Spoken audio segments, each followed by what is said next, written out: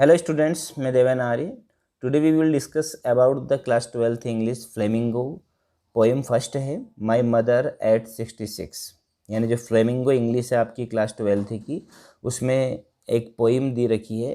पहली पोएम आज हम करने वाले हैं जिसे लिखा है कमला दास ने, और उस पोएम का नाम है माई मदर एट 66.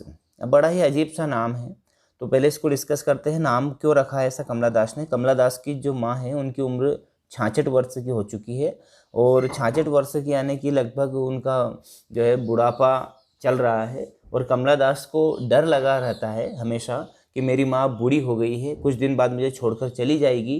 तो वो जो डर है, जो संवेदना है, उस चीज़ को उन्होंने यहाँ पर हमारे सामने प्रस्तुत किया है. तो पढ़ते हैं अबाउट द पोइट, थोड़ा सा देख लेते हैं कवियत्री के बारे में, कमला दास के बारे में. कमला दास का जन्म 1934 में हुआ, मृत्यु 2009 में हुई. Was born in Malabar Kerala, है ना, केरला के मालाबार में उनका जन्म हुआ था. She is recognised as one of India's foremost poets, भारत की प्रारंभिक कवियत्रियों में से एक माना जाता है उन्हें. Her works are known for their originality, versatility and the indigenous flavour of the soil. उनके काम को याद किया जाता है क्योंकि उसमें वास्तविकता थी, विविधता थी, और साथ में मिट्टी की यानी कि स्वदेशी मिट्टी से जुड़ी हुई, है ना, महक आती थी. Kamala Das has published many novels and short story in English and Malayalam under the name of Madhavikutty.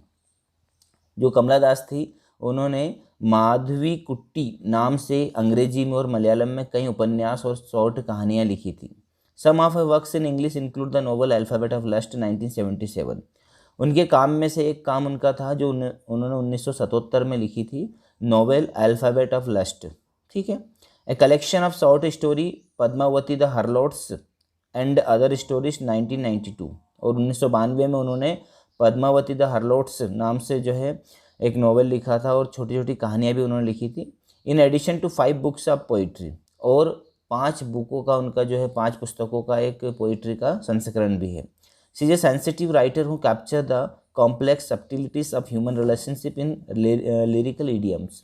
जो उनके काम थे, यानी उनका जो काम था वो बहुत संवेदनाओं से जुड़ा था. सी इज ए सेंसिटिव राइटर, बहुत ही संवेदनशील कहानीकार थी, जो हमेशा कैप्चर करती थी, यानी लोगों के अंदर जो छोटी छोटी जो रिलेशनशिप्स वगैरह चलती थी, है ना, जो लोगों की भावनाएं होती थी उनको पकड़ती थी, अपने काम में उनको व्यक्त करती थी.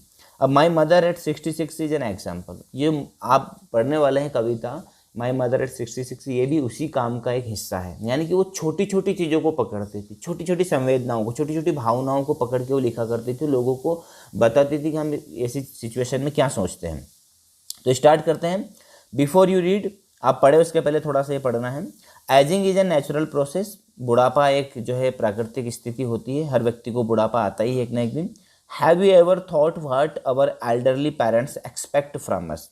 क्या कभी आपने सोचा है कि what our elderly parents expect from us, जो हमारे बूढ़े माँ बाप हैं, उम्र दराज जो माता पिता होते हैं, वो हमसे क्या एक्सपेक्ट करते हैं, क्या उम्मीद करते हैं. वो क्या उम्मीद करते हैं कि हम उनकी सेवा करें, है ना, उनकी केयर करें. ये उम्मीद उनको हमेशा लगी रहती है. ठीक है, आगे बढ़ते हैं. तो driving from my parents home to Cochin last Friday morning I saw my mother beside me. जब मैं अपने माता पिता के घर से कोचीन एयरपोर्ट पर, लेखिका है ना विदेश में कहीं पढ़ने जाती है, कुछ भी करने जाती है, तो जब वो अपने माता पिता के घर से पिछले जो है शुक्रवार को कोचीन एयरपोर्ट पर जाती है, ड्राइविंग कर रही है, यानी कार में बैठी है, साथ में माँ भी बैठी है, तो मेरी माँ को मैंने अपने साइड में देखा. कैसा देखा? Does open mouth her face aged like that of a corpse and realised with pain. कैसी थी उनकी माँ? डॉज. डॉज का अर्थ होता है बहुत ही, मतलब ऊँग रही थी, हल्की सी नींद आ रही थी उनको. ओपन माउथ, उनका मुंह खुला हुआ था, और उनका चेहरा ashen like that of a corpse, यानी कि कॉप्स का अर्थ होता है शव, है ना, जो लाश होती है, उसकी तरह उनका जो चेहरा है बिल्कुल ऐसन था. ऐसन यानी कि पीला पड़ा हुआ था, राख जैसा था, भूरा भूरा, यानी कि समझ लो कि बिल्कुल निस्तेज था, बिल्कुल भी जान में नहीं लग रही थी. एंड रियलाइज्ड विथ पैन, और दर्द के मारे मैंने महसूस किया. पेन यानी उनको ऐसा देख के लेखिका को थोड़ा दर्द हुआ, और दर्द के मारे उन्होंने रियलाइज़ किया that she was as old as she looked, कि वहाँ जैसी दिखती है वैसी ही है, यानी जितनी बूढ़ी वो दिखती है उतनी बूढ़ी वो अंदर से भी हो गई है. But soon put that thought away, लेकिन बहुत जल्दी मैंने उस विचार को अलग हटाया, यानी दिमाग में से विचार को अलग हटाया.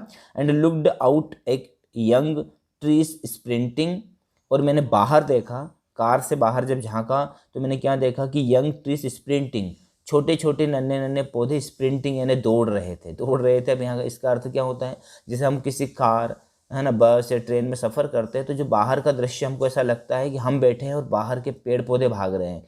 तो ऐसा ही लेखिका को लगा कि जो बाहर के पेड़ पौधे थे छोटे छोटे नन्हे नन्हे, वो दौड़ रहे हैं। द मेरी children spilling out of their homes, जो खुशी खुशी जो बच्चे थे, मेरी यानी प्रसन्न बच्चे जो थे, वो स्पिलिंग यानी छलक रहे थे, घरों से बाहर दौड़ रहे थे, घरों से बाहर आ रहे थे खुशी खुशी, है ना। यानी अंदर का दृश्य कैसा था, उनकी माँ को जब उन्होंने देखा तो ऊँग रही थी, निस्तेज थी, और जब बाहर देखा तो नन्हे नन्हे पेड़ पौधे दौड़ रहे थे, छोटे छोटे बच्चे खुशियों के मारे है ना उछल कूद कर रहे थे। तो दोनों में बहुत ही असमानता थी।